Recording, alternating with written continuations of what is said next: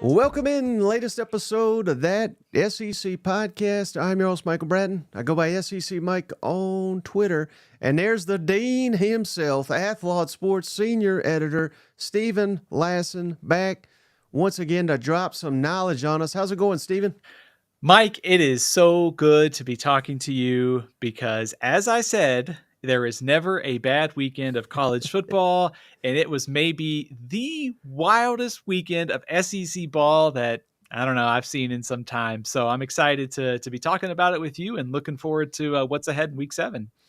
Right, and let's remind the listeners, Steven, we do call you the dean, but maybe you're the dean of fading your picks because you got another one wrong, but I was the only one between you and I and Shane to get my bookie lock of the week right. So fade everybody else. Listen to me. Head on over to mybookie.ag today, the online sports book, and don't forget that promo code. Most importantly, that SEC, that's THAT over at MyBookie, and that'll get you double your money. Whatever you want to deposit into MyBookie online sportsbook, they'll double it up to $1,000. So you can have $2,000 in your account today, or a minimum of 50. So you can have 100 if you just want to throw 50 on it, but that really helps the show out. But Steven, what are you going to do to fix this lock streak that you've got going here? A streak going the wrong way, mind you.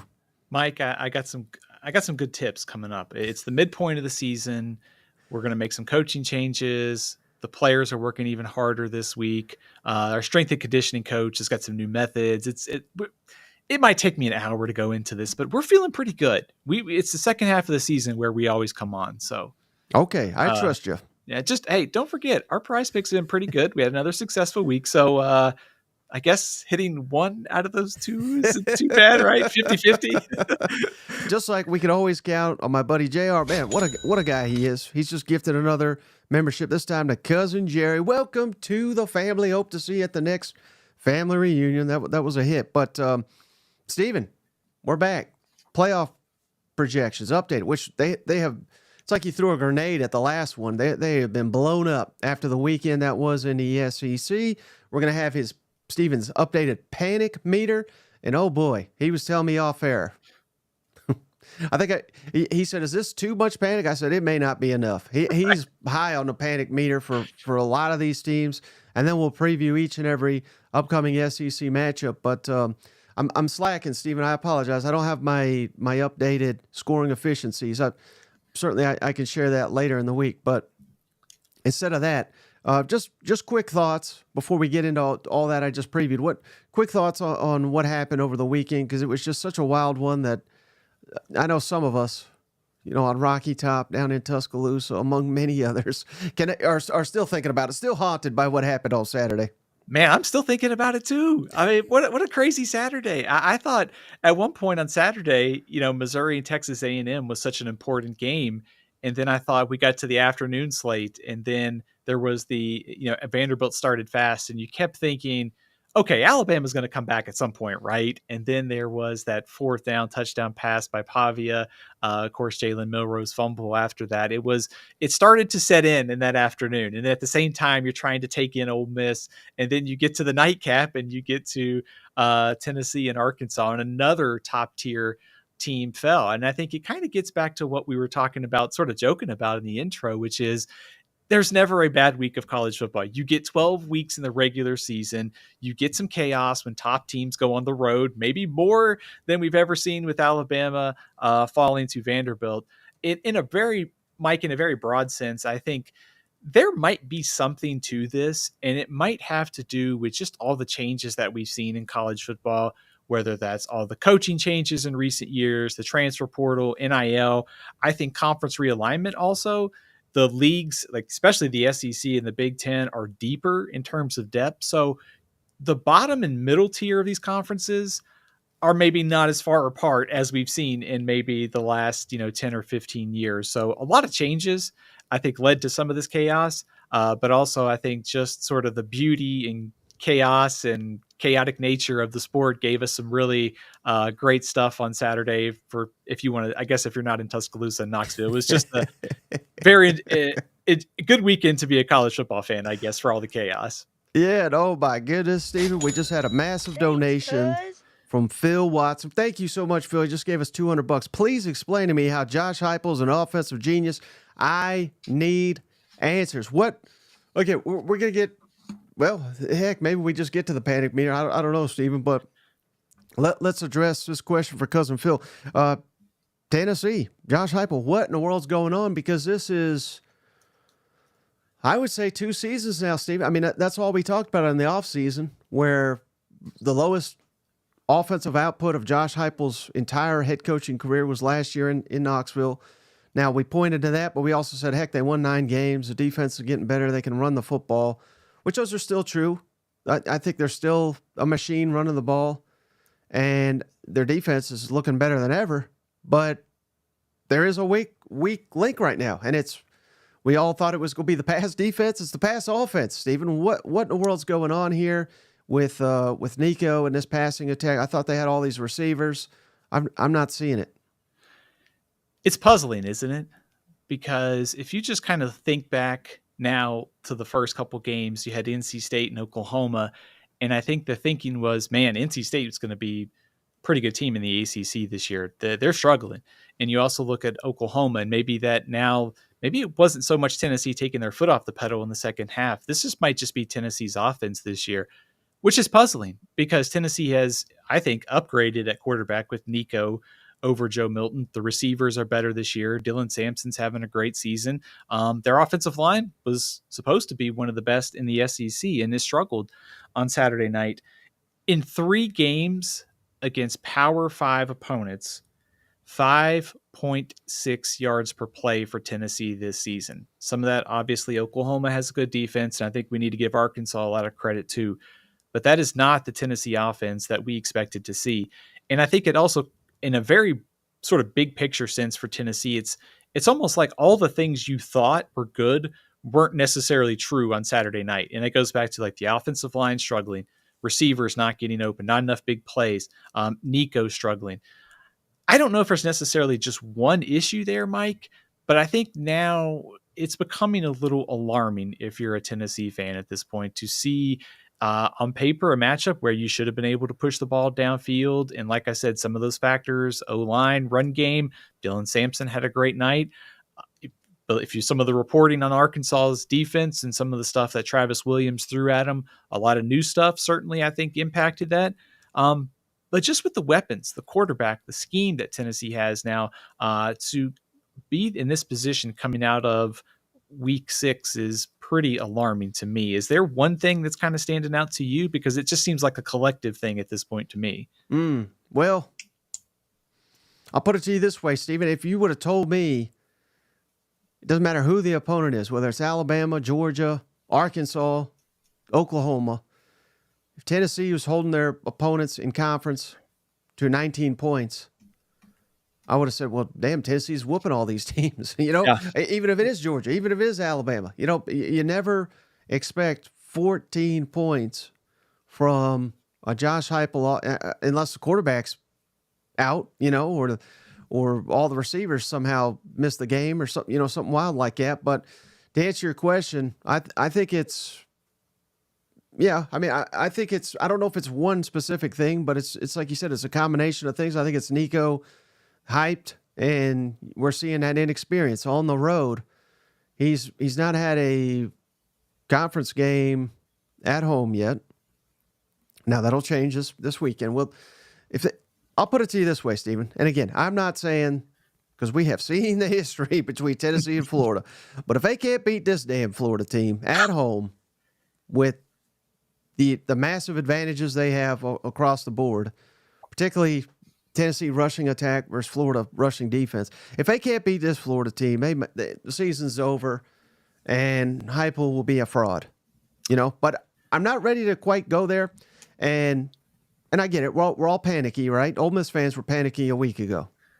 They just killed South Carolina. So, am I wrong? And maybe this is just a little bit of homerism, but the way I view it, Stephen, and I think Alabama losing to Vanderbilt, and Kentucky pushing Georgia, and hell, even Mississippi State playing with Texas for better, more than a half of football. I think what this young season has taught us is there's going to be chaos. And I'm truly only concerned, and we may be skipping ahead a little bit here to your panic meter, but I'm only concerned for like Missouri getting absolutely destroyed by Texas A&M. Does lose?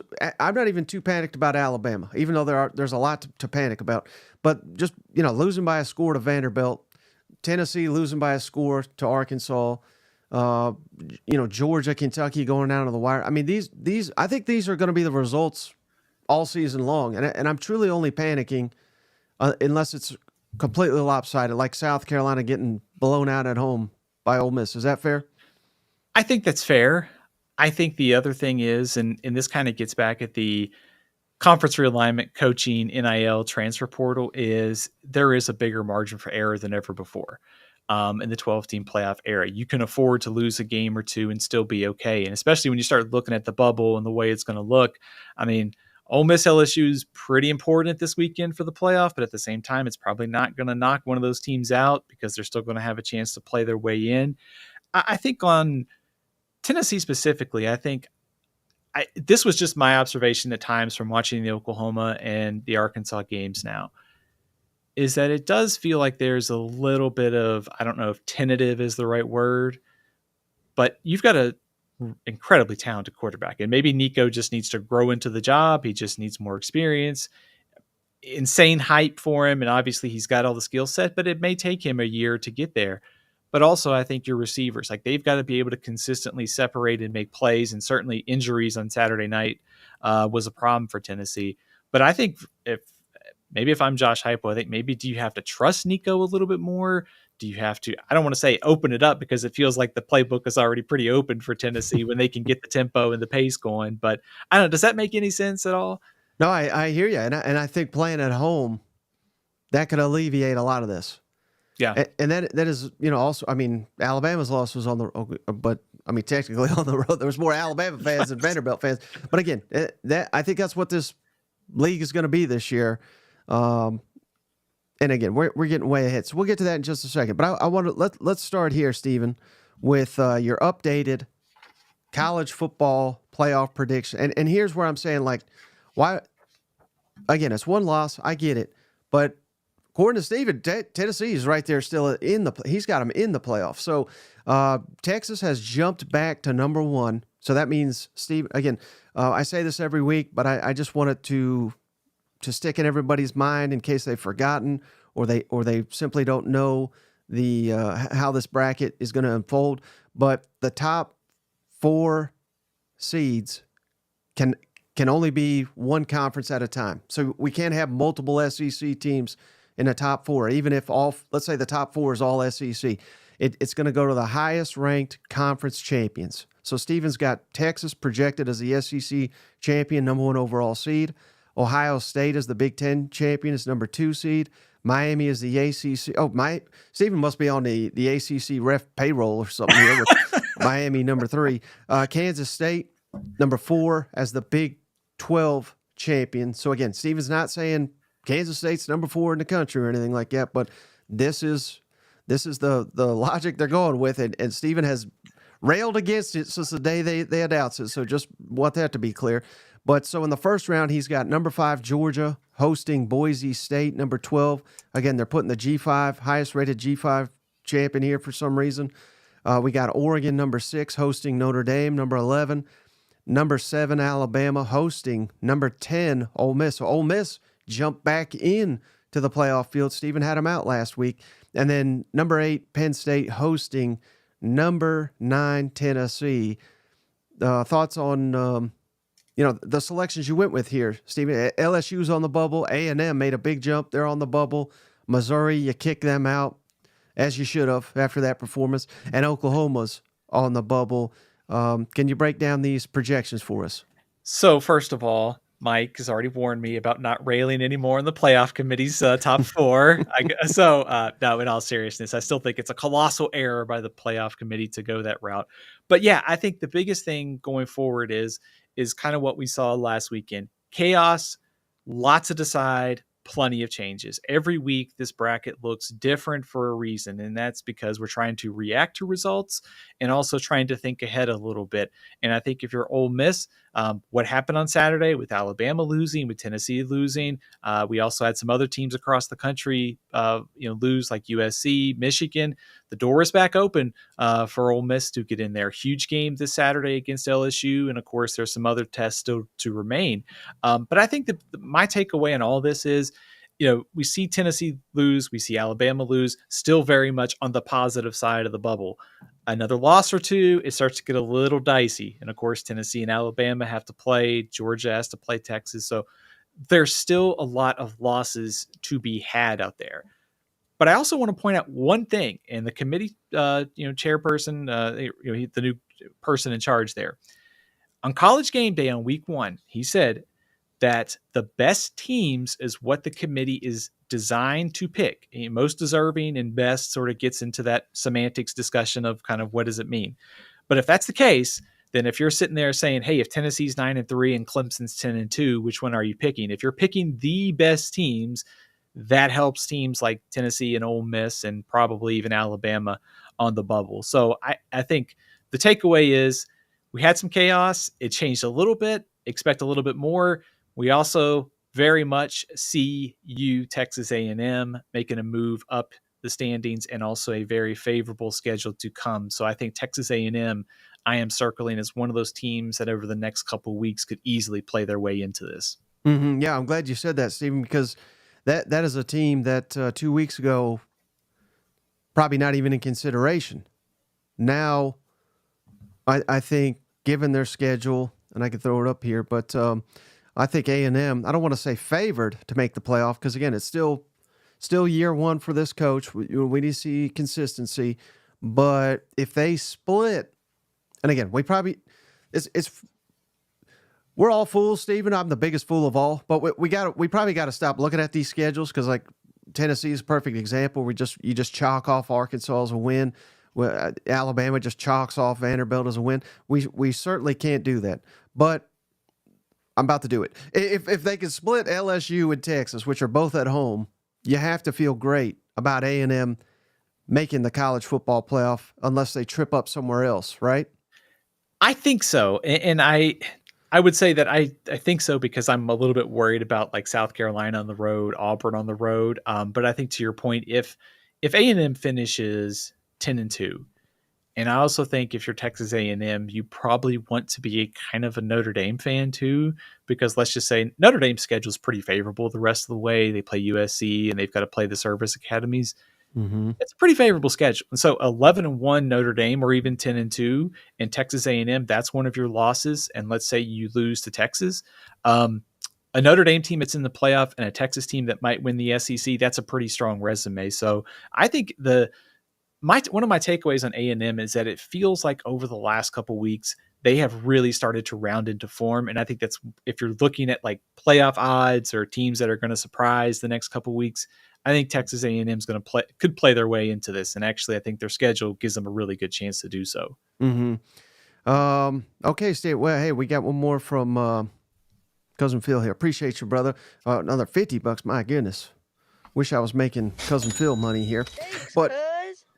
Of course, a couple more donations like this, I will be. All right. Appreciate the answer on Josh Heupel. Allow me to repeat back what I heard. Heupel may be Butch 2.0, and we went from natty talk to hoping to beat the worst Gator team we've seen in 20 years. Awesome. I don't think he's Butch 2.0. Do you? I mean, we're going overboard. This guy's already Butch never won 11. Hell, he never won 18 in 2 years. And again, the way Tennessee is trending, I think they're going to be annually in the discussion for the college football playoff. Again, I think we're all overreacting to one loss, which is totally fair. We live and die with this stuff. That's why you're on this show, that we're doing 365 days a year talking college football. But what level of concern for you, Stephen? 1 being the lowest, 10 being the highest. That Josh Heupel is Butch Jones 2.0. Pretty low. If Mike, you can correct me if I'm wrong. I've always felt like Butch Jones was one of the most hypersensitive coaches in the SEC at that time. Every word that was written and printed Right. and posted online, he had to know about it and was always constantly in the circle of trying to react to it. I think the best thing, and I think you kind of said it there, it's one game. Like if Tennessee loses this week to Florida, my alarm will start going off. And I think there were some things that the last few weeks have been alarming for Tennessee, but they're favored to beat Florida. Alabama looks vulnerable. Georgia's probably the only game that, I may pick, if I had to pick Tennessee's schedule the rest of the way, I feel pretty good about still getting to 10-2. I don't think he's Butch Jones 2.0 yet. If they start having more performances like that, I will get a little bit more worried. Yeah. Anybody that has got a losing record to Billy Napier, I'm concerned about your sanity. But hey, real quick, Stephen, before we get to the panic meter, appreciate you, Kevin, or cousin Ken. Excuse me. He just became a member of the channel. We appreciate you, brother. He's a big Florida fan. He's not going to appreciate those Florida comments, but I'm just being honest here. And then Robinson Services, appreciate you, brother. He just became a member of the channel as well. So let's get into it, Stephen. Panic meter time. Your panic meter's at an all-time panicky this weekend. Who are we going with first? I might be overreacting. So you guys in the comments, and Mike, you've told me I'm overreacting here. All right, we'll start with Alabama. 9. Buddy. So typically when you see an upset happen, you think, okay, well, there's some things that went wrong. You think it's a lot of turnovers. That team just didn't play well. Alabama scored 35 points on 45 plays. I will take that every single week if I'm a head coach or offensive coordinator. What was alarming was Alabama was just simply dominated and outplayed by Vanderbilt. It was not a fluke. There was nothing fluky about a couple turnovers, special teams, touchdowns like we see sometimes in these upsets. They pushed them around. Mike, Vanderbilt pushed around Alabama in the trenches. When has that happened before? Probably never, right? You have to go back in the record books to find something like that. We were not alive last time it happened. Let's just put it that way, Stephen, because I have never seen it. Right. It's been, before my lifetime, the last time that Vanderbilt beat Alabama. But like I said, it wasn't a fluke. Alabama allowed Vanderbilt to dictate the style of play. The time of possession, the fourth downs, the third down, inability to get off the field. And like I said, Vanderbilt was the more physical team. So I grade it at a 9 because, let's be honest, Alabama shouldn't be losing to Vanderbilt. All right. And it raises, I think, a lot of questions because the last 6 quarters that Alabama has played, the defense has been very bad. No doubt, Stephen. But let me ask you, what is more concerning? Is it the defense, which is a major concern for everything you just stated, that or the culture?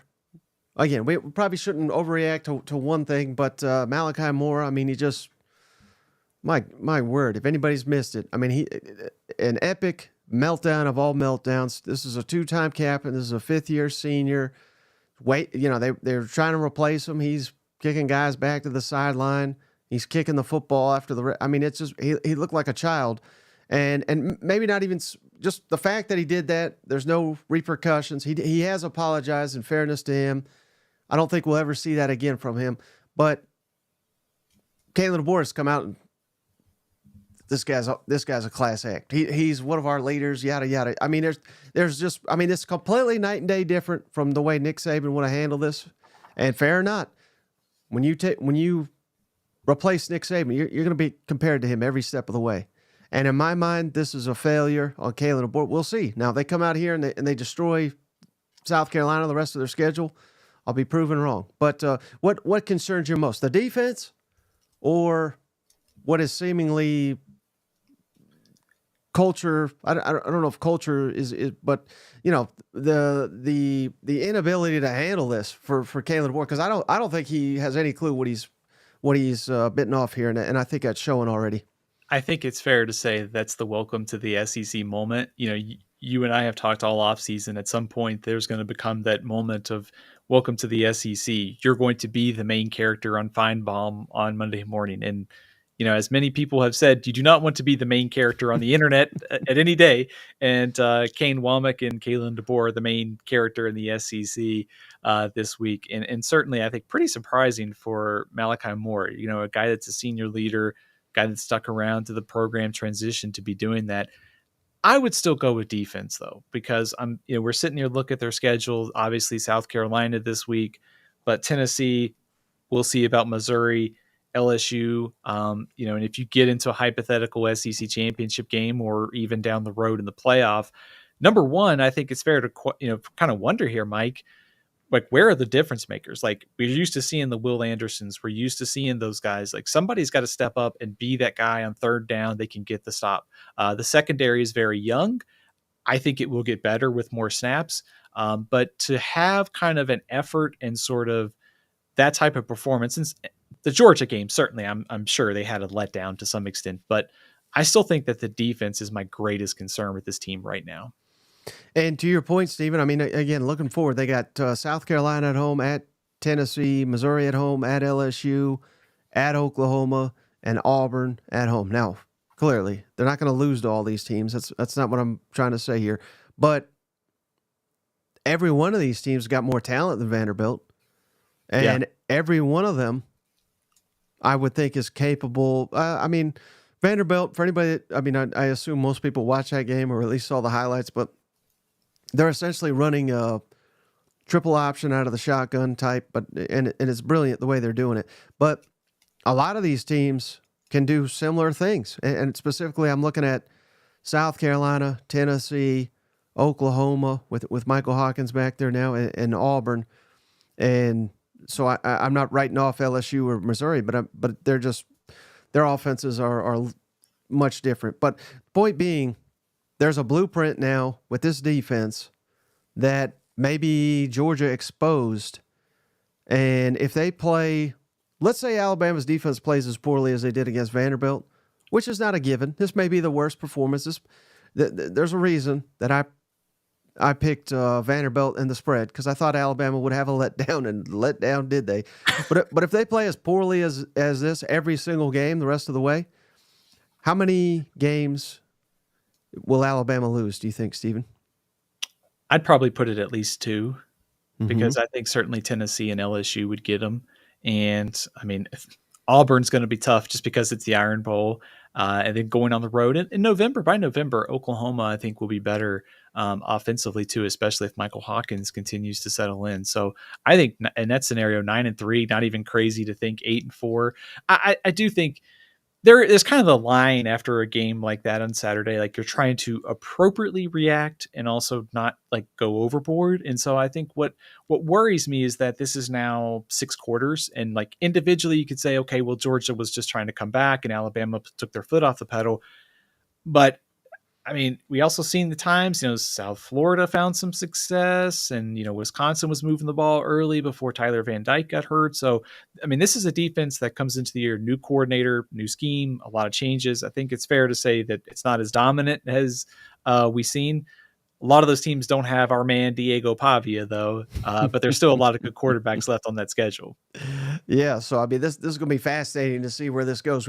Not at 9-3, I don't think Alabama makes the playoff after losing to Vanderbilt. Do you? I think if they lose to LSU and Tennessee, yeah, I think they'd probably be on the outside at 9-3. Mm-hmm. All right, who's next on the panic meter there, Stephen? And I've got a bad feeling I know where you're going. Let's go with Tennessee. I know we kind of touched on them, but let's grade them out as a 7. I didn't give Tennessee a 9 because Alabama lost to Vanderbilt. The spread was significantly larger than Tennessee and Arkansas. But I think just some of the things that we saw on Saturday for Tennessee.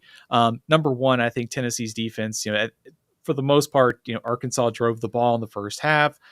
In the second half, with Taylor Green injured, game on the line, Tennessee's defense couldn't get a stop against the backup quarterback for Arkansas. Second thing is Tennessee's offense, kind of as we discussed, just the tentativeness, the firepower just wasn't there. Great game from Dylan Sampson, but passing game, receivers, quarterback, offensive line, just not kind of the standard I think we expected out of a Tennessee offense. Uh-oh, dog's going crazy here.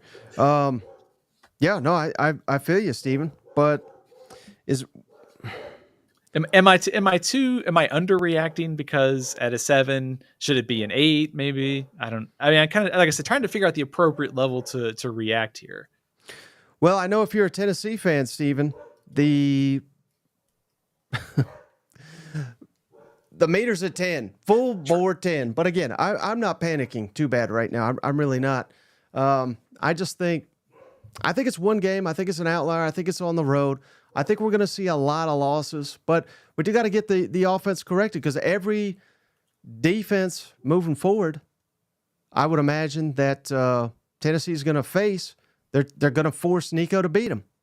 Now, he has flashed that he's got the potential to get that done, but I don't know. I mean, he certainly didn't last week. If he was an effective passer last week, I think they would have killed Arkansas. Is that fair? Yeah, I think they would have won for sure. I think what stood out to me in that game was to take the Arkansas side of things. It was almost like, oh no, here we go again in the first half. You're consistently driving the ball and you look up and you're only up 3-0, and then Tennessee takes the lead. So I think a lot of credit to, first of all, to Arkansas for they've had these sort of moments, these errors, these mistakes that have prevented them from winning these close games this year and then finding a way to come back.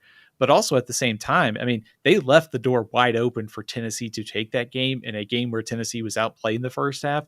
And they, Tennessee couldn't do it largely because they just kind of couldn't get the stop on defense at the end, probably mismanaged the end of the game, and certainly was unable to get the passing game going. So it's weird to be sitting here at about the midpoint of the season and saying, Nico and Tennessee's passing game needs to pick it up because you kind of figured that would be a strength this year. So it's been a weird season all across the board. And these just might be outliers too. That's the kind of crazy thing this year with some of these road games and, chaos and some of the other factors that we talked about. It just might just be a one-off too for Tennessee. Mm-hmm. And let me ask you this, because I don't know if you've even considered this, Stephen, but I had on two people last week. Neil McCready, Rebel Grove, covers Ole Miss, and Gabe Diorman from Power Mizzou, covers Mizzou, obviously. But I asked them the same question, that is the hype and the expectation of playoff or bust, is that getting to those programs? And now I'm starting to wonder if that's getting to others, like a Tennessee, who I know that it's an expanded playoff, but has never made the playoff. Now the expectation, I mean, there's 10 fan bases in the SEC, Stephen, that are, they kind of expect to get there. Now, maybe not annually, but, I think Florida fans think they should be there. Maybe not with Billy Napier as soon as they fire him and get a quality coach. But as soon as that happens, Bama, Texas, Georgia, Oklahoma, Tennessee, I think Auburn, if they didn't have, that idiot running their. I mean, it's almost all of them expect to get there, and it's not reality. Yet when you lose a game like this, it's like, oh God, we're not gonna make the playoff. It's a complete success or it's a complete failure, and there's no middle ground right now. It's a really interesting observation because maybe this is just me and Kirby Smart's kind of had, I think, a little bit of a different demeanor this year. And maybe that's just me just sort of catching him at different times. But it's almost like, he was kind of talking about how the season is going. You want to just kind of remain even keel. You don't want to get too high. You don't want to get too low. And I almost wonder to some extent if the expanded playoff is maybe allowing teams to take their foot off the pedal to some extent too, and say, we got a mulligan, we'll be fine. Whereas in the past, you'd have to be a little bit more perfect week to week. So I'll be interested to see where that goes. I think you could kind of look at both ways, the hype and also sort of, we also have some mulligans here. It's okay. Maybe if we're not sharp this week, and, for Alabama, you do understand because they beat Georgia the week before. But for some of these teams, I just think it might just be tough environment, right timing, right circumstances, and playing at Arkansas, playing, some of these other road venues in the SEC is obviously very difficult. Mm-hmm. All right, so who's next on the panic meter? Got to go with Missouri at 8. And I think the biggest kind of takeaway from that game was, after watching it, I tried to sit down and write what went right for Missouri. And honestly, I couldn't find too many things in that game that went right. And I think that's very alarming because you think about the schedule for Missouri. It was supposed to be one of those chances for a marquee victory to help your playoff hopes down the road. They're really going to have to win that Alabama game because of their schedule this year. But also, it does feel like, I mean, number one, they were really dominated at the line of scrimmage, not able to run the ball, not able to protect Brady Cook. And then A&M really was able to get things going offensively against their front. But also, I think, and this goes back to kind of the hype and expectations, this Missouri team is a kind of once in a couple years opportunity here. With NIL and freshmen and transfers, they'll be able to reload. But Luther Burden's a pretty special player. And I would assume that he's off to catching passes in the NFL next year. Like all the seniors, all of your core, the way you've been building this roster, it's kind of slipping away unless they can right the ship and beat an Alabama and win the rest of their games. So to some extent, I think some of your worst fears about Missouri from the first 4 games were kind of realized, and also what it might mean in the bigger picture, if that makes sense. No, it definitely does. And again, I got the schedule pulled up here. Yeah, you got absolutely embarrassed against A&M on the road, but for all we know, A&M could be one of the best teams in the country. They're certainly playing like it. You got at UMass, you got Auburn at home, you got at Alabama, you got Oklahoma at home, at South Carolina, at Mississippi State, and Arkansas at home. But again, this goes back to exactly what I was saying, Steven. Like, let's say Missouri goes 9-3. They're not going to make the playoff. That's going to be one of the top 5 seasons they've had since joining the SEC, and it'll be a complete failure and a bust. I mean, it's rough, but that's where we're at. I don't know if that's the right attitude to have or not, because people demand excellence, but. I don't know that I'm making a point, but shout out to Cousin Steve. He said, "Hey, my Mizzou Tigers Thanks, cuz. got destroyed, but won $100 on Vandy." So appreciate you, Cousin Steve. But again, I mean, it's just a wild. We're in a wild place, Stephen. Where, I'm right there with you. I'm more panicked about Missouri than I am about Tennessee. We had the blanket gate. Do we think Eli sent that to? Of course, Missouri did it. Yes. And the fact they had to use these motivational tactics, they're wearing the blanket, all this. I mean, that's foolishness. And clearly, Mike Elko. It's not just Mike Elko. A lot of these SEC guys, they hate drink. I don't know, hate's a strong word, but they dislike the tactics and the guitar playing and this that. And I love stuff like that. I think it makes this fun. I mean, this is supposed to be fun. This doesn't have to be all serious. But to some of these damn guys, this is serious business, Stephen, and there's no jokes and there's no trolling. But I wish they'd all troll like Steve Spurrier. That's the heyday of the SEC, in my opinion. Well, hell, it might be right now. But, when I was growing up, that's what I remember is some trolling. But, when you troll, you're going to get trolled. When you get embarrassed. And I forgot to hand out my worst coach award last episode. We'll just call it the Hugh Freeze Award. But last week, Drink would have earned the Hugh Freeze Award. That was pathetic. The lack of preparedness and the lack of effort, and Shane, Cousin Shane, you may not think it.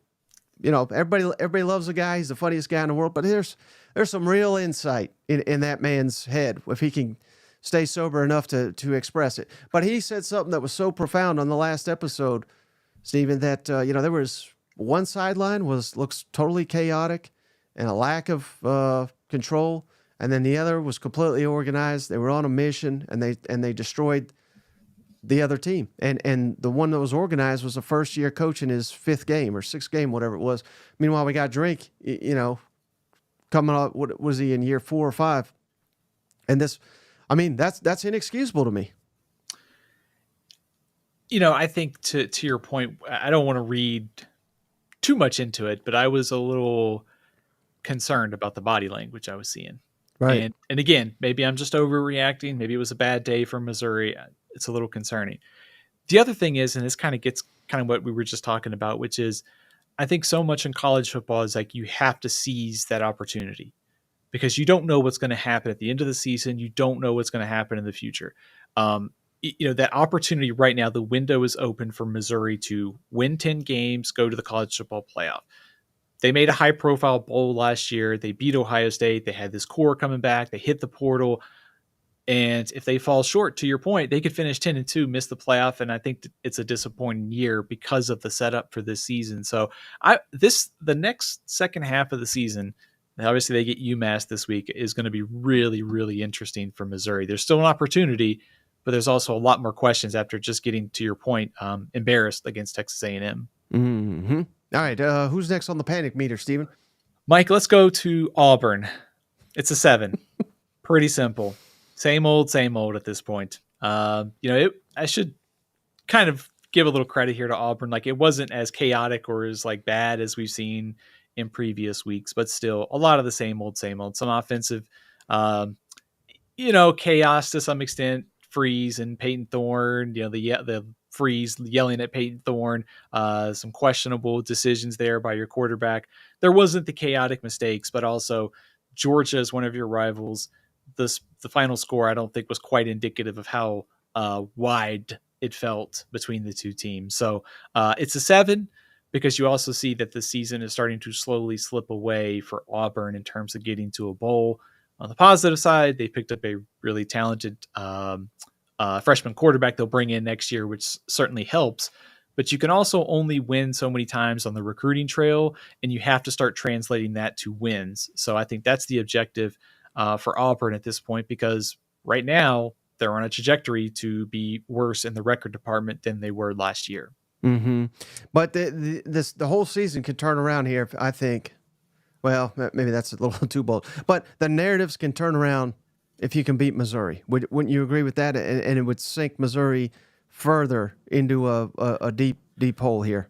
Yeah, I think that's the interesting thing about this Auburn team is, like, nobody would be surprised almost if they won at Missouri or Kentucky. I mean, that's kind of been the inconsistency of this team and having a couple extra weeks to get ready. So no, I think sitting here at 2-4, I thought their record would probably be 4-2 at this point. So they're going to have to probably win a game or two to surprise and get to a bowl game. But if they can get to 6 wins, even maybe potentially get to 7, you start talking about, wow, things turned pretty quickly after a slow start. But they're going to need the chaotic and sort of catastrophic mistakes to stop to get there.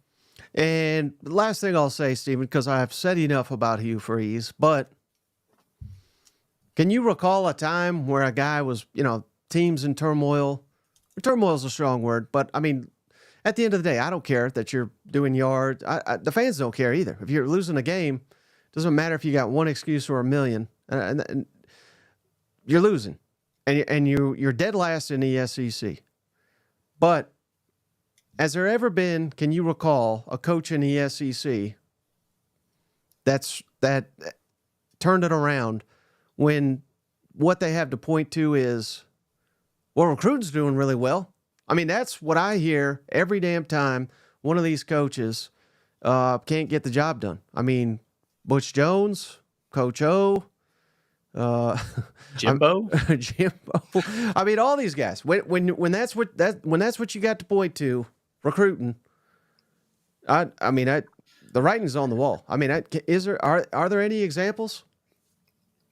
Mike, I'm not thinking of any. I kind of just ran through the recent history of SEC teams and coaches in my mind, and I'm struggling to find one. And it was a lot easier back in the day because you got a guy, they literally couldn't transfer unless they had to sit down or anything like that. Now your entire roster could leave, and people are not going to give you 4 or 5 years to get your guys in there.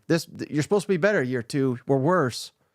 So again, I don't know. Good luck. Good luck is what I got to say on that. It's something that I like to think about a lot when it comes to new coaches is you're selling your hope, you're selling your optimism. And then at some point that hope and optimism just becomes 5 and 7 and all that sort of fades away. Like what you're selling isn't translating on field, which hurts your recruiting. I mean, kind of see Florida State right now, a team that's the losses are stacking up, and we'll see where the recruiting class ends up. So I think 6-6 sort of salvages the season, 7-5, you'd be ecstatic, I think, at this point. But I think it's gonna be a stretch to get there. Hey, one more from Cousin Phil. Really appreciate you. He's dropping a whole paycheck here to watch the show. He gave us $50. All right, guys, last one for the day. I better get back to work so I can afford to watch the show tomorrow. Really appreciate you guys. This is the top SEC on YouTube. See y'all tomorrow. Go Vols and cheers. Appreciate you, Cousin Phil. Appreciate you, Phil. It's all Shane and Mike. It's not anything to do with me. But I was about to say that's probably Cousin Shane. That's his alter ego there. Right. That's all the money that he's winning on my bookie prize picks are fixed right now. All right. Who else on the panic meter here, Steven? Mike, I'm going to grade South Carolina at a 6 this week. I think just the opportunity for South Carolina on Saturday, coming off an off week, you had 2 weeks to prepare. And we also saw that this South Carolina team pushed LSU to the brink a few weeks ago, and they were just flat out dominated on Saturday. Offensive line issues showed up again. I didn't love the fake punt call early by Shane Beamer too. I thought you punt it at that point, play some defense, and get that pass rush back out there. So I just think it's a pretty disappointing performance if you're South Carolina, because you had some optimism coming off of the first 2 SEC games. To have a 24-point loss to Ole Miss after they lost to Kentucky was pretty surprising. It's not necessarily that they lost, I guess. It's sort of how they played, if that makes sense. Yeah, no, that makes perfect sense. And now you're getting an angry Alabama, too, on the road. I mean, it's a less than ideal situation, but some head-scratching moments here, Steve. Like you said, the fake punt, which, again, that's Beamer ball. So maybe we go a little bit easy because we shouldn't criticize someone that is aggressive like that. And when it works, he's a genius. When it doesn't, he looks like a fool. But just doing it right out the gate, I don't know. It made no sense. And then bringing in Robbie Ashford, and then he fumbles right away. And they're using him as a runner. I mean, I don't know. I mean, it's so weird. You can't call it a change of pace when they're essentially the skill set of the two quarterbacks is so similar. So that, and I know they got a lot of young guys, they got a lot of promising talent, but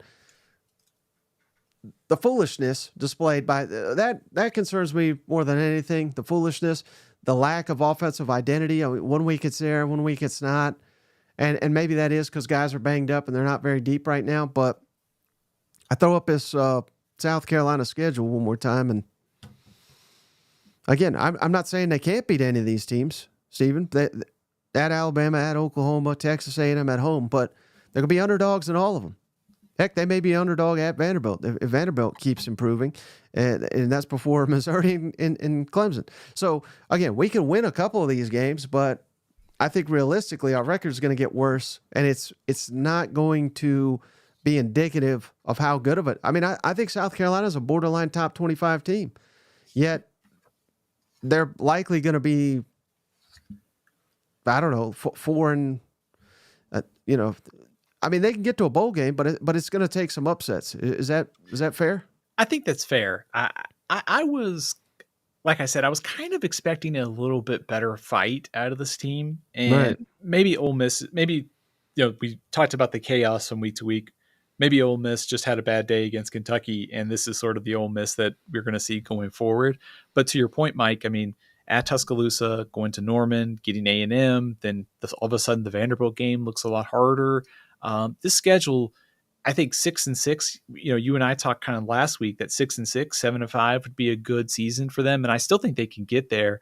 But I just kind of thought coming off the off week, and to, some of the growth by Lenore Sellers, and certainly he's been injured. They've got a lot of young guys, to your point, but I expected a much sharper and much more of a closer game, especially given the fact they almost beat LSU a few weeks ago.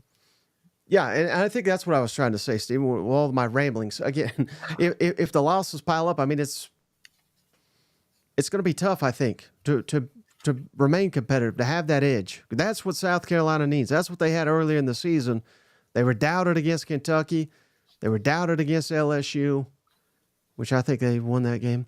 But again, so maybe me doubting them, maybe that'll fuel them. But I think they're going to be doubted quite a bit here on out, just because, again, I think they're a borderline top 25 team, but they're just missing some aspects that make some of these other teams a little bit more complete than them, if that makes sense. The schedule for South Carolina was really hard coming into this year. It looks even harder now for sure. But the other thing I think with South Carolina is that there is an opportunity, especially in the month of November, which Shane Beamer has excelled in, to pick up a couple wins. And certainly if you get Lenore Sellers growing into the role, you get some of these players that have been in and out of the lineup, you get healthy, you could maybe see this team starting to come on a run, but that schedule does them no favors by any means. Hey, Steven, don't be too hard on yourself. According to Paul, it's all Steven and cousin Shane. Nobody wants to hear Mike be soft and cry. So, I don't think I've been called a lot of things. Soft, I don't know about. But give us Steven and cousin Shane only. So, what day's that coming? I mean, I will watch it. Man, I guess is that like an SEC after dark and at some point with cousin Shane and Steven doing yeah. All right, any more? I think you got one more right on your panic meter. I do. Let's have a little fun, right? Florida. Uh-oh. A 6. Billy Napier won. He's still your coach. And now you're playing Tennessee, who you own. Yeah, this is. I do think I know we'll talk a little bit about this game, but it does feel like if you're Billy Napier, if you're going to save your job, like these next 2 weeks are really important. By the way, I would just say this: I loved the fight by Billy Napier to get a penalty in that game against UCF. I know it's a small thing, but sometimes when your back against the wall and you're fighting for your job, show some fight, and that's what he did on Saturday. So kudos for picking up a penalty. If we talk about questionable decisions by players this weekend, here I am praising Billy Napier for picking up a penalty. Man. Now, but what is the level of concern if they do the unthinkable? I don't even know if Florida fans are quite frankly, I think they are expecting a win because they're playing Tennessee. But if let's say they get on a run here, Steven, if they beat Tennessee, we're sitting here, we're 4-2, excuse me. I mean, heck, what are the odds? Again, they're a massive underdog. We're about to preview this game. But if Florida beats Tennessee, what are the odds Billy Napier's back? If Florida beats Tennessee, do you think they beat Kentucky too? No, because they can't beat Kentucky, right? but they own Tennessee. That's the problem, I think, with the schedule is it's not very favorable. Ole Miss, LSU, Texas, Georgia, and Tennessee are all playoff contenders. And like you said, the series against Kentucky and also Florida State at the end of the year. And I think obviously Florida State's going to be fighting for bowl eligibility, but there's no breaks in there. And I think even if they win this week, they could lose all the rest of the games. Mm-hmm. I do think there's been some chatter about like the coaching changes market. It's been really slow this year. And I do think there is some of the transfer because the cutoff for the rosters, the 4 games. You also had the extended playoff. Maybe teams are just being slower decision-making because, it doesn't have to happen right now. I still think that he's going to need to get to 6-6 to save his job. So absent what happens against Tennessee, they got to find a couple more wins the rest of the way. Mm-hmm.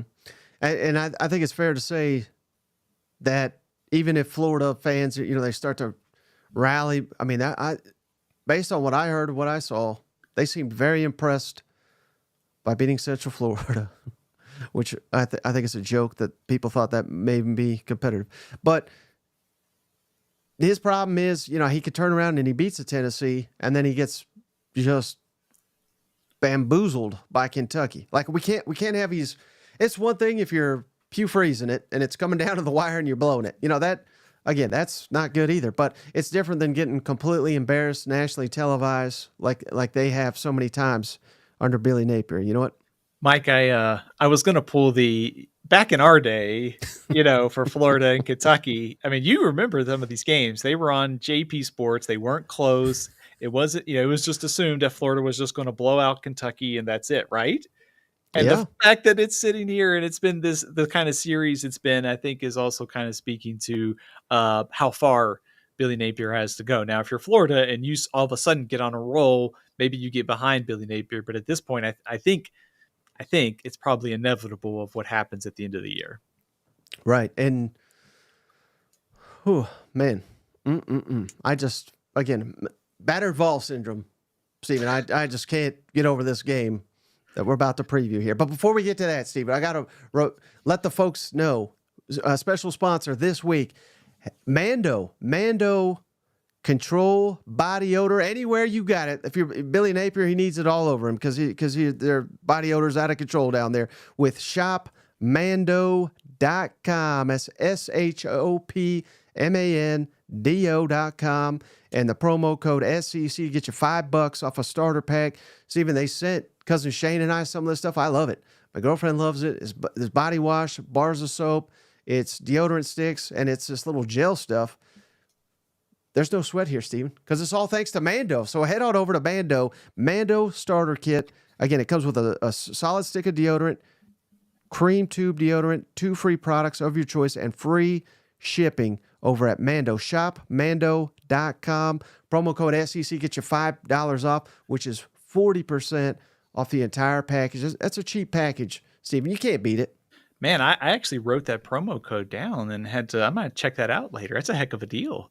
I know it. Well, Steven, let's get into it. We got we're nearly an hour deep here. We haven't got to the previews yet, but there's so many good games. So I got some preview graphics here. Let's go with this big one, a massive one, Steven. Cannot wait for Oklahoma, Texas. First time as SEC rivals here. They've always been rivals, but not SEC rivals till now.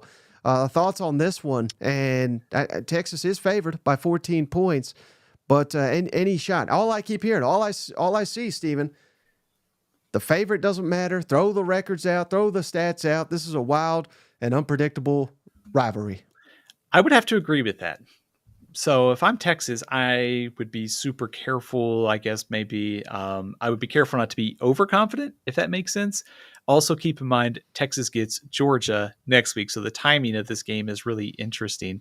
But also, I just think the rivalry here brings out the best in both teams. Should be plenty of motivation for Texas, given what happened at the end of last year's game, with Oklahoma stealing that one. So I think there's a lot of intrigue for me in sort of the injury report for both teams, because Oklahoma's got so many guys beat up at receiver. You got Ewers and Manning. I'm pretty confident Ewers will be starting this week for Texas, but I think seeing who Oklahoma has available, plus what did Oklahoma manage to do off of the off week to give them a chance on Saturday. Like Michael Hawkins did some good things against Auburn. We saw what their defense did in that game too. So I am going to be curious to see what they were able to build around him offensively. I still think it's going to be difficult to consistently maintain some drives, but they're going to need some, and so they're going to need some breaks, basically, is kind of what I'm getting at here. But Texas is on paper the better team, but the rivalry angle, I think, will bring out the best in Oklahoma, the off week, and of course that Oklahoma defense as well. I think they will have some things in store for Texas. Obviously, I think Texas is favored for a reason, but rivalries, as we know, bring out the best in the underdog. Any concern that now, by all indication, Quinn Ewers, before he got injured, Heisman, I don't know, front runner. He was my front runner, but great player, phenomenal player, no doubt, not questioning him. But any concern of a rust factor for Quinn Ewers in this game? I think that's fair, especially since you're playing a pretty good defense in Oklahoma.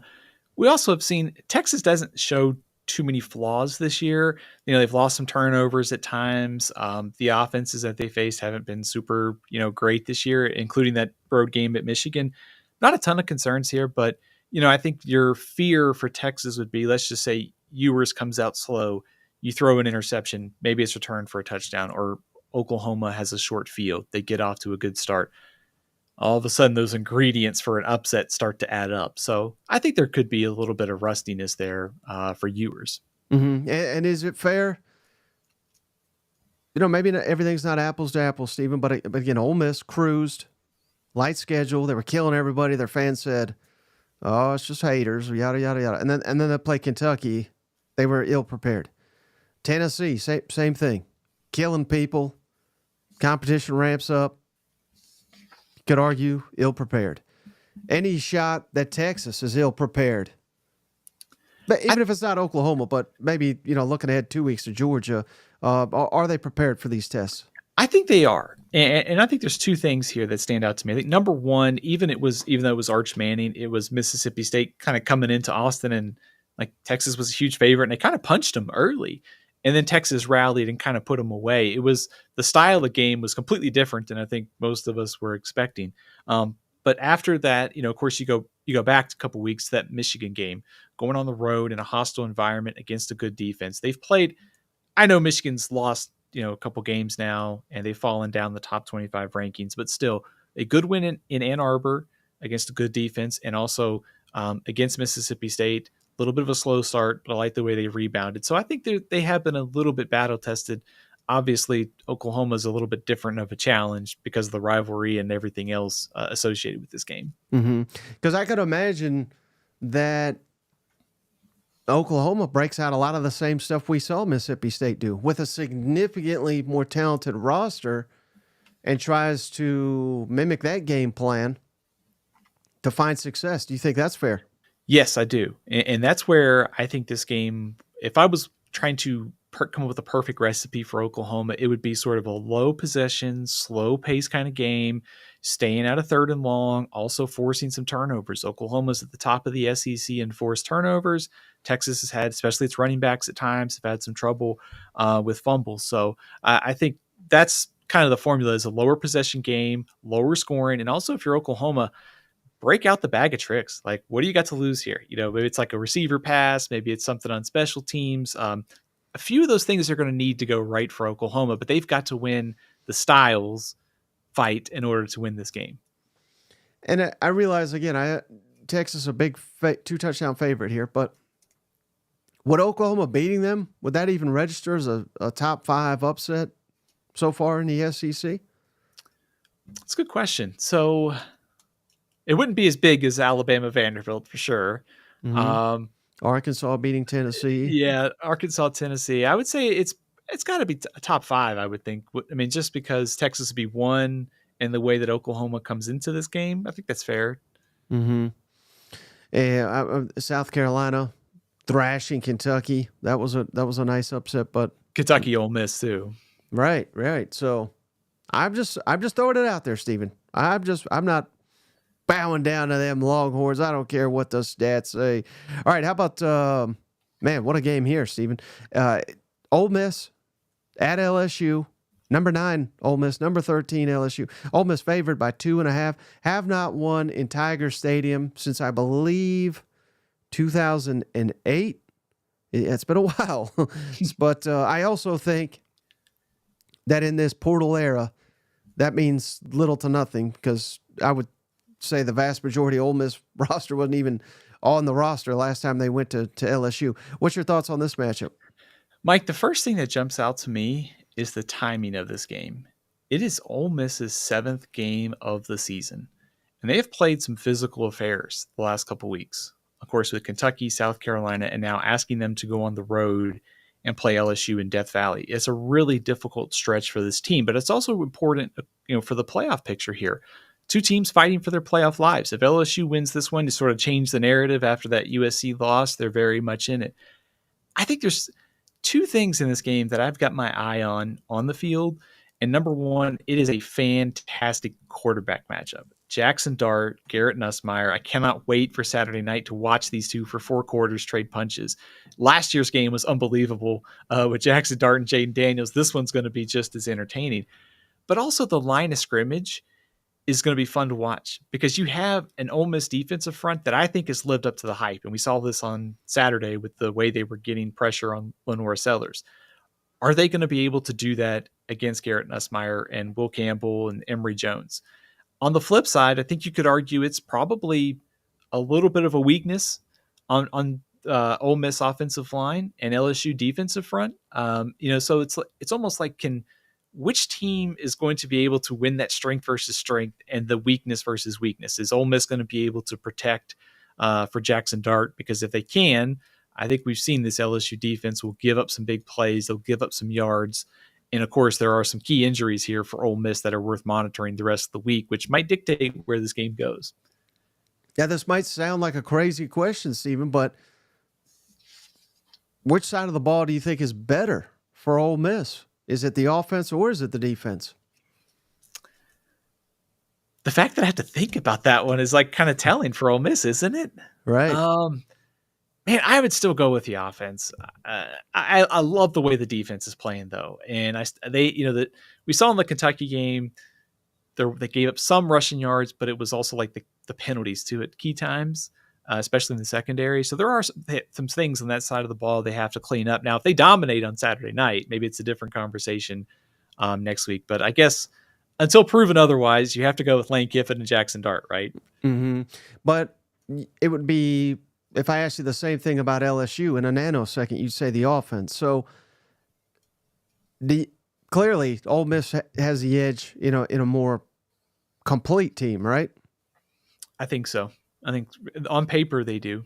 Of course, the road environment, the injuries, an extra week to prepare is huge for LSU. So LSU has the advantages, sort of the outside factors, the X factors, if you will. But I think Ole Miss is probably more complete at this point of the season. And I would also give the LSU an edge in motivation. They've made it clear. This was part of the reason they blew up their defensive staff because of what happened last year. And go back to the playoff projections. I have to imagine if LSU wins this game, they skyrocket from the bubble to into the playoff field. Would you agree with that? Yes, I do. I think if LSU wins on Saturday, they will definitely move into the playoff field. Mm-hmm. So this is definitely one of those prove-it type games for LSU. But, yeah, I mean, this is going to be a wild one. Ole Miss cannot afford to lose it unless they're going to turn around and beat Georgia, which, again, we have seen Georgia struggle. I don't think Georgia is nearly as dominant as we perceive them to be in the preseason, but still got to favor Georgia in that one. But Mike, is it true? Would it be, you say it's true that maybe there's just not a dominant team in the SEC this year? And I don't mean that necessarily in a bad way. What I mean is there could be just 4 or 5 like top tier teams, but nobody like on Alabama's level, like we've seen in the past or something. Does that make sense? Well, not if you look at these comments, Stephen, and these damn Texas people think they'll never lose a game in the history of football. But no, I think that's completely fair. And certainly Texas in that top, you're saying, yes, 3, 4, 5 teams, what have you. But yeah, I don't think there's now the numbers will suggest Texas is far and away, but the numbers suggested Tennessee was far and away till they start playing SEC teams that are not named Mississippi State. So yeah, I think what the flaws we have seen in Georgia, Alabama, Tennessee, Ole Miss, we will see those flaws from Texas in the weeks to come. And it doesn't mean they're going to lose a bunch of games, but they're not. None of these teams are going undefeated. I think that's kind of where I am with this. Is that it's not like an anti-Texas thing. It's just that there's so many good teams in this league. It's going to be really hard to go undefeated. It would not shock me at all if Georgia beats Texas and everybody ends up with one loss at the end of the year. So it's just hard to go undefeated in college football. Either you have a total clunker like Tennessee and Alabama did, or you lose to one of the better teams on the slate. So I would be stunned if somebody ran through the SEC undefeated this year. Mm-hmm. All right. How about this one, Stephen? They're on the edge of their seat on old Rocky Top, Stephen, because Florida's coming to town. It's always a damn train wreck, nightmare, whatever you want to call it. But Florida's not even ranked. Doesn't matter. They might as well be number 1 for Tennessee, who's number 8. Tennessee's number 8. 15.5 points favorite. Early read on this one, Stephen. Mike, I think the biggest thing that jumps out to me is, does the rivalry bring out the best in Florida in a series that they have traditionally done pretty well in, and a spot where they could turn their season around? And I think if you're Tennessee, you could also look at this as an opportunity to sort of change the narrative too, after what happened last week. So I think there should be plenty of motivation for Tennessee to play better based upon last week, but also last season and also the series history. So I think the kind of storylines for this game outside of what happens on the field is pretty intriguing. I think one of the matchups that I've got my eye on is Florida's offensive line against Tennessee's defensive front, because I think if Graham Mertz gets protection, I think there are plays to be made against this Tennessee secondary. And if Eugene Wilson's back in the lineup, we saw it last week against UCF, Hawkins, DK, Badger, like Florida's got some weapons that can test you but they also have to be able to protect. So I think the battle up front is going to be crucial here for Florida. And also, do you believe Florida's defense actually took a step forward? Because they played pretty well on Saturday night against UCF, holding them to, 4.4 yards per play. But that's sort of the outlier this season. We need to see it in SEC play, I think, to believe it. Mm-hmm. And I think this game may be simplistic to say, but I think it's paramount that Florida comes out and gets off to a hot start. Because otherwise, I think it'll be an avalanche, and the crowd will get to them. But it's equally, or it's more important, I think, that you just put that fear in Tennessee. Oh boy, here we go again. It's in Florida game. It doesn't matter if Tennessee. This is probably the largest margin Tennessee's been favored. I mean, I could be wrong, but 15.5 over Florida. I can't recall it ever being like that. So. I don't know. I think if Tennessee gets up early, they should cruise. But if Florida gets up, and I know Florida fans hate Jim McElwain, but I remember one of those games he came out and just fired off instantly, and they got a big one. I think they ended up losing that game even, but it was one of the very few they lost in this series. But anytime Florida has a lead, it's doom and gloom, and 100,000 people are going to feel it if Florida scores first in this game. Yeah, I think that's a good point, Mike. I think if you're Florida, score fast, score early, take the crowd out of the game. You also build some confidence. You also let some doubt into Tennessee coming off last week's loss. Kind of where are they? I think if you're Tennessee, if you avalanche Florida early, you're talking about the crowds into it. There's 100,000. It takes the belief away from Florida. And also, too, I think that home crowd with Tennessee's defense and trying to maybe get some false starts, some penalties, that could be a huge advantage here for Tennessee. So, man, I miss kind of the days when Florida and Tennessee were sort of like top 10 showdowns. And you remember, Mike, the SEC East sort of came down to that game. So anytime these two teams play, that kind of rivalry, it brings back a lot of like good memories of how this series and some of these matchups have played out. So curious to see how it plays on Saturday. Mm-hmm.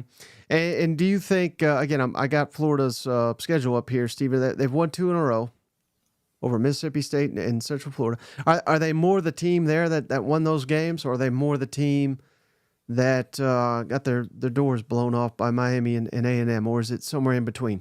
I think it's somewhere in between. I think the first kind of thing that would worry me if I'm Florida's defense is, and like I said, do we believe that what happened against UCF can carry over, or do you believe what happened against Mississippi State, A&M, and Miami, which was this group struggled? And so I think what would worry me is if Florida struggles to stop the run like they have for most of the season, Dylan Sampson gets going, then maybe that takes the pressure off of Nico and you get some big plays. That would be concerning early for me if I'm Florida. But I think they're probably somewhere in between. I don't think they're as bad as 41-17, but I don't know if they're necessarily as dominant as the win over UCF.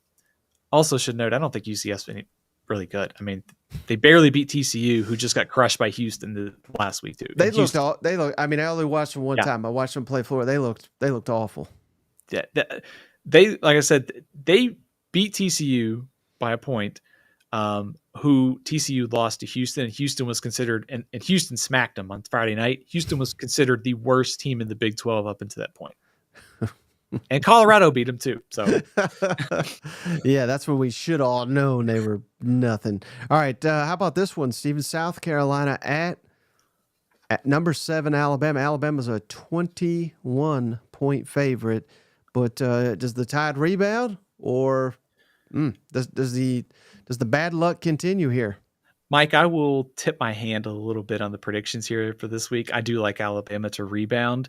I think there's got to be an era kind of desperation here for both teams. Certainly for Alabama, coming off the loss to Vanderbilt, you are facing an offense under Lenora Sellers and some of the things they can do. Maybe if you're not physical enough, if you're not stopping the run, if the execution and all that stuff against the option isn't working again, I think South Carolina could have some success moving the ball.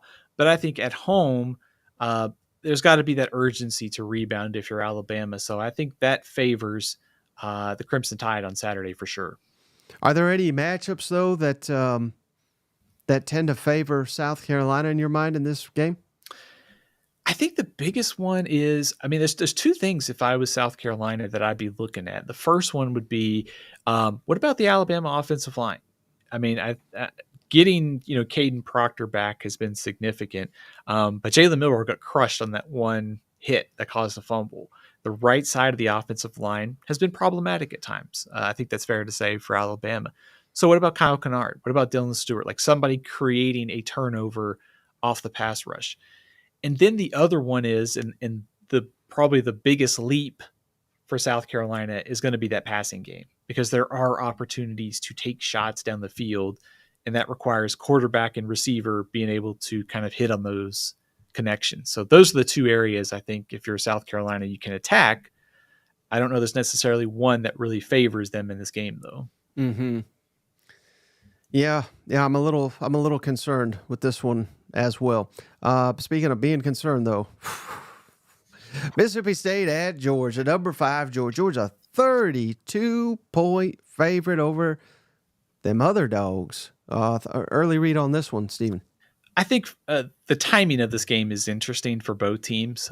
First of all, if you're Mississippi State, Texas, and then off week Georgia, that is probably the most brutal 2-game stretch in recently this season for Mississippi State. So brutal stretch on a team that is just trying to find itself and with all the new pieces. So I will be curious to see how Mississippi State looks coming off the off week. At this point, you're kind of searching for guys who you can build around for next year. So Michael Van Buren, do you see some growth there? Do you see some growth defensively? For Georgia, you saw what Mississippi State did early on against Texas. So don't take them too lightly because you have Texas next week. So I think if you're Georgia, just avoiding the letdown, getting off to a fast start, taking the underdog out of the game, and I think they should be able to probably win this game pretty easily. But I think if you're Georgia, there are some things you've got to fine tune before you play at Texas. The tackling could be a little sharper. Offensively, they need to start a little faster. They still scored a touchdown against Auburn early, but you still got to start a little faster to be able to beat Texas in 2 weeks. So some things to work on, but the matchup really favors Georgia.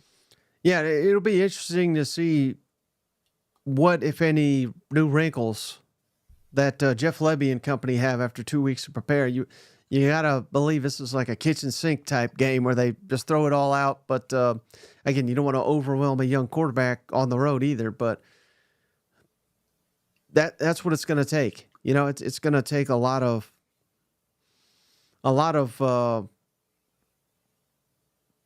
things that Georgia is ill prepared for. And again, knowing Georgia and Kirby, they're not going to be ill prepared for much. But maybe you can catch them looking ahead to Texas. That's like the only way I can kind of spin it, That's what I think. If you're Mississippi State and you're sort of pinning your upset hopes, it's that you're coming off an off week. Georgia's played Alabama, they've played Auburn, and they're looking ahead to Texas. So it's maybe you can throw some new stuff at them. You can catch them sleeping, like maybe with Texas coming up, and there's your opportunity there. It's just that those things I think could work a little bit, but asking them to do it on the field when as bad as their defense has been, a quarterback making a second start, that's a really heavy lift, I think, for Jeff Lebby's team. Now, how about this one, Stephen? All of a sudden, this is a great game here. Vanderbilt at Kentucky. Kentucky still, though, a 14 points favorite. That stunned me after seeing what Vanderbilt did to Alabama. But again, Kentucky's got a fantastic defense. They've had 2 weeks to prepare. And in a roundabout way, Vanderbilt beating Alabama, that may be exactly what Mark Stoops wanted, because he'll have his team completely focused. And heck, they better, because last time they met in Lexington, Vanderbilt won. What's your early read on this one? That's exactly right, Mike. I think that the Vanderbilt's win over Alabama probably caught the attention of Kentucky, Mark Stoops, and all of its players. If you were going to sleepwalk against Vanderbilt, they can beat you. The timing of the game, of course, doesn't really favor Vanderbilt. We saw Alabama have a letdown after beating Georgia. Does Vanderbilt have a letdown after beating Alabama? So I think I'll be curious to see how Clark Lee's team just looks from the jump. The one factor that makes me think that they won't have a letdown is Diego Pavia, because I think we saw this Saturday. Like, that man is on a mission to get Vanderbilt to a bowl game this year. It is going to be a fantastic matchup between Pavia and Deion Walker and that Kentucky defense. I can't wait to see how it unfolds on Saturday. But I think Vanderbilt now has Kentucky's full attention, and it's bad news for the Commodores, I think. Mm-hmm. Yeah. But what if we get some magic from our man Pavia? Come on. I'm still not sold on Kentucky's offense. Of course, they found ways. Let's give them credit. They made the plays when they were there. Wait, maybe it's better to ask it this way, Steve. Mark Stoops got aggressive. He called the shot. Lane Kiffin after the game said, my goodness, he's never done that. Will we see a more aggressive Mark Stoops, or will we go back to conservative? Because if Pavia and everybody is doing, their thing, Kentucky may need to have to be a little bit more aggressive to outscore them. Does that make sense? Yeah, it does. I think they're probably going to go back to being more cautious. I mean, just because that's sort of the track record, right, of playing it pretty cautious. And that was, to Lane Kiffin's point, it was a little bit out of character for Mark Stoops. But I think Kentucky, there are some things offensively that I would like to see, like Brock Vandegrift, his growth here. But I also think this matchup, just based upon like how Vanderbilt's probably going to play it, how Kentucky could play it, it's probably going to be a lower scoring game. But I do think Kentucky's defensive line has a chance here, and especially having 2 weeks to get ready for Pavia in this offense, Kentucky's defense should have maybe a little bit of a leg up on what they're trying to do, especially after watching them torch Alabama last week. Mm-hmm. And then final one here, Stephen. I don't even have a graphic because I don't respect UMass. Come on, Stephen. Number 21, Missouri, 27.5-point favorite at UMass. Thoughts on this matchup? So first of all, when I saw the schedules this offseason, putting together our Athlon Sports magazine, I had to check. I was like, what? Wait a minute. They're playing at UMass? So it's a little bit of a weird road trip. UMass is probably one of the bottom 20 teams in the country this year. They're off to a 1-5 start. Their only win is over Central Connecticut State. They're struggling offensively, averaging about 20 points a game. They're giving up about 31. Their head coach is Don Brown. You may remember that name from being a coordinator. He's got a nickname of Dr. Blitz. He loves to blitz. He has all these exotic blitz packages. He's a pretty good defensive coach, but UMass is a really hard job. I would assume Missouri takes care of business here, just because, like I said, UMass is one of the probably worst 20 teams in the country. They're off to a slow start. Both sides of the ball are struggling this year. If this one is close, that's a problem for Missouri. That's exactly what I was going to say, Stephen. This has got to be a get-right game. And heck, even if you win by 30, 40, 50 points, I don't know that anyone's really going to respect it because that's the expectation. So got to pick yourself up off the mat. And again, there's nothing you can really do in this matchup that is going to prove your doubters wrong. But gotta do something here. It's going to be telling because they may no show. I mean, I certainly hope they don't, but if they no show this one, that will just go to show that the season's dead. Absolutely. I mean, I guess maybe if you're a Missouri fan and you're looking to compare UMass and Buffalo this season, Missouri beat Buffalo 38-0. I think Buffalo's better than UMass. So they should win this game pretty comfortably. If they don't, that is a huge alarm bell going off for this team going forward. They have obviously played close games against BC and Vanderbilt. So if your offense isn't hitting big plays, maybe you're just more. But there's no reason this game should be close in the fourth quarter. I do worry a little bit about sort of like not necessarily a letdown, but more of it's a smaller stadium. What's the environment going to be like? They're going on the road to sort of a unique trip and coming off a loss. Like, where is this Missouri team? So I do worry a little bit about a sleepy start up at UMass. Just on paper, they should win this game and take out some frustration at the same time. Mm-hmm. And last thing I wanted to ask you, Stephen, I threw this up earlier during the show, but the updated Week 7 SEC standings. And it's just fascinating to me because we have 16 teams for the first time ever, and we have no divisions for the first time ever. Well, not first time ever, but first time in a long while. And we've got 3 undefeated. Texas is first with 3-0. LSU and Texas tied for second at 1-0. And then just a jumbled mess all the way through it. And again, I get it. We're not even halfway through the season, but how wild is it to look at these standings, Stephen, and try to fit all the pieces together? Oh yeah, it's also funny to just to look at this point of the season and see you have to look halfway down the list to find Alabama. I mean, my eyes would normally go to the top and expect to see Alabama. It's just kind of a weird season. The 16-team SEC is going to be so fascinating at the end of the year because you're going to have a lot of teams, I think, clustered at 3-5, 4-4. I mean, heck, even Texas A&M, LSU, Texas, the fact that those teams are going to be playing for the most part each other the rest of the way.